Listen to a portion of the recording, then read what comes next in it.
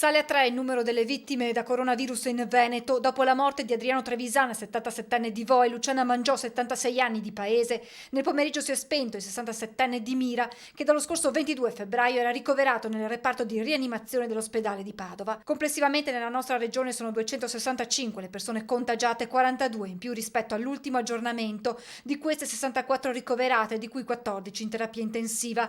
Nel dettaglio i focolai più importanti restano quelli di Vo, con 88 positivi, uno in più rispetto a stamane, e Treviso con 72 casi, 23 in più. Si tratta in maggioranza di pazienti ricoverati nel reparto di geriatria del Cafoncello, tutti asintomatici. Stiamo valutando, visto che sono positive e asintomatiche, di fare quello come facciamo con i positivi e asintomatici, i nostri dipendenti, cioè di spostare le persone tranquillamente a casa e le gestiamo a livello domiciliare, cioè manderemo il nostro infermiere perché non hanno più ovviamente nessun tipo di rischio. O addirittura spostare queste persone in un RSA se sono pazienti di RSA, sempre monitorate ovviamente come facciamo con chi è a domicilio, anche i nostri operatori, misurando la febbre ogni giorno, eccetera.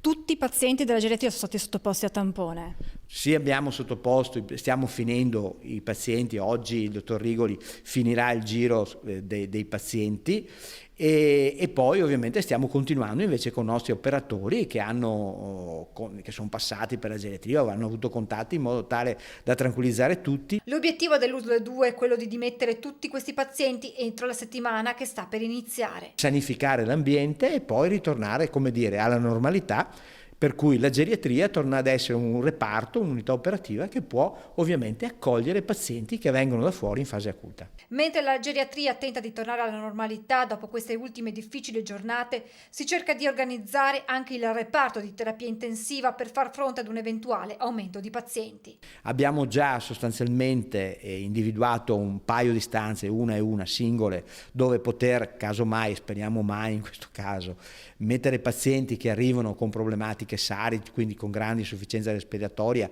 e che al tappone che facciamo in pronto soccorso positivi, in modo tale da poterle garantire un isolamento e non andare a impattare con la routine quotidiana. È stato individuato già l'area, dove pensate di collocare eventualmente questa struttura alternativa? Certo, sono due stanze che hanno un ingresso per conto loro, un percorso per conto loro. Adesso faremo un paio di lavori per isolare anche la parte, di collegamento con gli altri, per cui che non avranno nessun contatto con il resto dell'animazione. Nelle prossime ore si procederà anche con il pre-triage nelle 2 tende allestite all'esterno del Cafoncello, ma solo per il presidio ospedaliero di Treviso, mentre al momento questo non accadrà negli altri nosocomi della provincia, dove comunque rimarranno posizionate le tende.